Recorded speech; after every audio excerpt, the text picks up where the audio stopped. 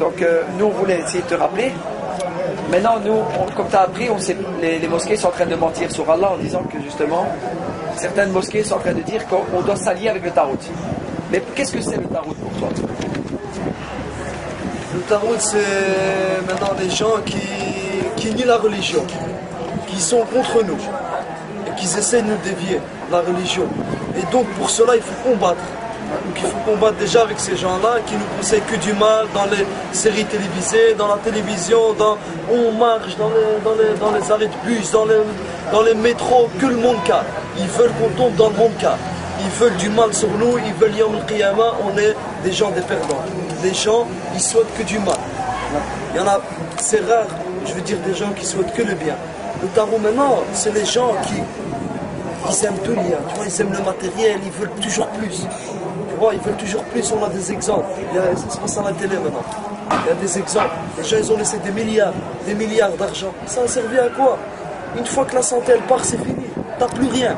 Donc, il vaut mieux méditer maintenant dans le dunya, car après la vie, c'est fini. Allah subhanahu wa ta'ala, il nous met une fois sur terre. Il nous éprouve une fois.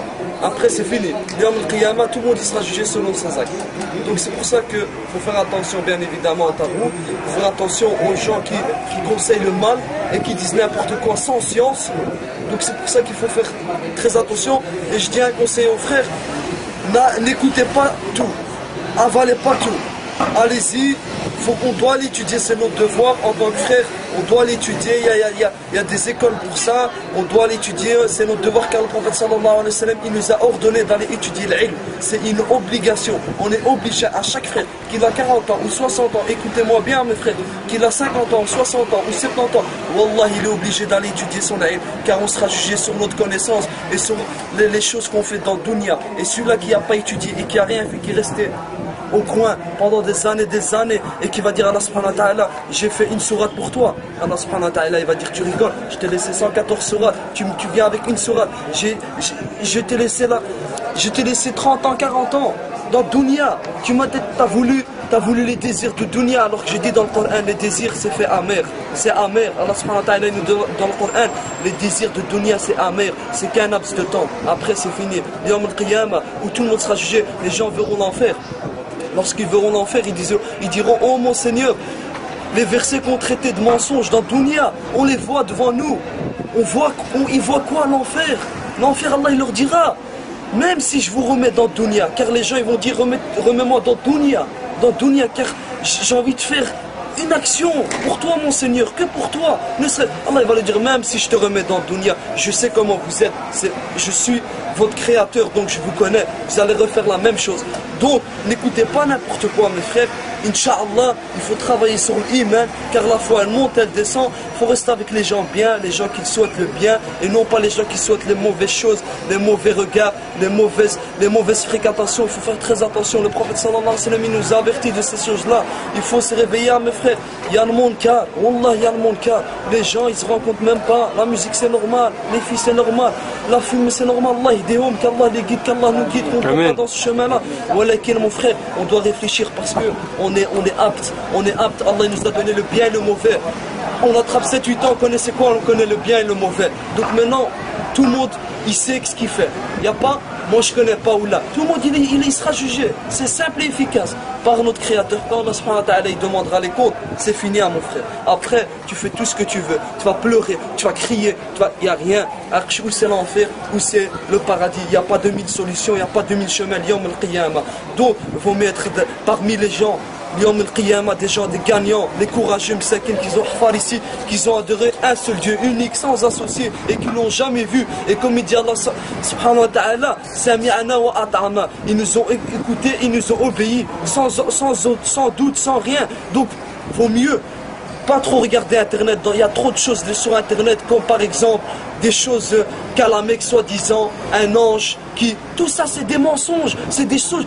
Tu es obligé de voir ça pour croire. Les gens ils sont obligés de voir ça pour croire c'est que des mensonges.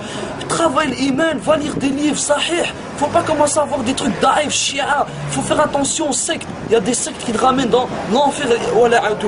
C'est pour ça qu'il faut faire attention. Il faut suivre la sunna du prophète sallallahu alayhi wa sallam et le Coran et les ulama, les bons ulama bien évidemment. Sur ce, Inch'Allah, il faut juste travailler un petit peu sur ce. l'humain, le cœur, faut pas surveiller les gens. Les gens, ils mènent à rien. Les gens, celui-là il a fait, celui-là il a fait. Ça te ramène à quoi? À rien. Ça te ramène au feu. Tu parles à médisance. Le prophète il a dit la médisance, c'est haram. Tu peux pas parler sur ton frère comme tu aimerais pas qu'on parle sur toi. C'est point final. Faut pas commencer à hader celui-là. Il a acheté une voiture. Travaille pour l'Yawm al-Qiyamah. Construis ta vie pour l'Yawm al-Qiyamah. Inch'Allah, tu verras tes prophètes. Inch'Allah, tu verras Allah subhanahu wa ta'ala. Pour ceux, il faut travailler. Allah, il nous met encore sur terre. Il nous a fait réveiller. Inch'Allah, tous les frères vont se réveiller. Inch'Allah. Parce que il y a beaucoup, malgré ça, c'est dur à dire, hein. Il y a beaucoup de frères et sœurs qui sont perdus, qui parlent mauvais vocabulaire, comportement mauvais, crachent dans la rue, dans le métro, ils crient. C'est une mauvaise image, il faut dire la vérité, une mauvaise image. On a une mauvaise image de l'islam. Les gens, ils ne rentrent pas dans l'islam à cause de ça. Ton comportement peut faire rentrer quelqu'un dans l'islam comme il peut faire sortir. Donc il faut travailler sur ça. Il ne faut pas trop écouter les gens. Il faut écouter le prophète sallallahu alayhi wa sallam. Msakin, Abu Huraira, radiallahu anhu, tous les compagnons, Al-Bukhari, Muslim, ils ont travaillé pour ça. Ils ont travaillé, Msakin, dans leur vie. Cheikh Arbani, rahimallah, ils ont tous travaillé pour les da'if et les sahih. Tu vas sur internet, tu vois da'if sahih. Pourquoi tu vas suivre le da'if? Pourquoi tu vas écouter les gens? Tu vas à la bibliothèque, t'achètes un livre, 30 €, 20 € pour aller acheter un parfum pour une fille. Ça ouais, mais pour acheter un livre, non, mais il nous escroc, c'est un escroc. Voilà, le parfum, il est là, il achète pour sa copine. Ah tiens, je t'ai offert. Il va jamais offrir à sa mère. Qu'est-ce qu'elle aime? Sa mère, Wallah, je vous donne un conseil. Ça c'est un conseil que je vous le donne. Car moi j'ai perdu ma mère, Allah yahma. Voilà, je connais la valeur des parents. Et Wallah, sachez que Allah sur vos mères, comme il a dit le prophète sallallahu alayhi wa sallam, à 3 reprises et un compagnon. Car votre mère, c'est elle la meilleure qui va vous souhaiter le bien dans dunya et fil akhirah. Car les gens, ils vous souhaitent que du mal. Ta mère, elle va te parler bien. Essayez de regarder ce qu'elle aime bien manger, du Danone. Allez, achetez-lui, ne serait-ce que quelque chose, de lui donner. Fils abilillah, tiens maman, c'est pour toi. À l'époque, si on lit les histoires des comportements, les Sahaba qu'ils avaient, il y en avait un, Wallah, il avait peur de manger dans l'assiette de sa mère. Parce qu'il avait peur que sa mère ait aimé quelque chose, qu'il aurait mangé, qu'il aurait fait mal. Nous on fait quoi maintenant? On fait tout le contraire, on fait le monde calme, on crie sur nos mères, on crie sur nos pères, on rabaisse nos pères, nos mères, on crache, on frappe. Mahada mon frère, Wallah il rentrera pas au paradis, celui-là qui t'a Allah pour sa mère, et celui-là qui, sa mère, si elle lui a lâché une doua, écoutez bien, et qu'elle est morte comme ça, sans le smah, Wallah, mais il va aller loin fil akhira, car fil akhira, Wallah il va le stopper, car Allah subhanahu wa ta'ala, tu fais tout ce que tu veux, Wallah si tu fais mal à ta mère, ni à ton père, car Allah subhanahu wa ta'ala il les a mis après le prophète sallallahu alayhi wa sallam, car le prophète passe avant tout le monde, ça c'est normal, même avant nous, alors avant nous-mêmes, on doit l'aimer avant nous-mêmes.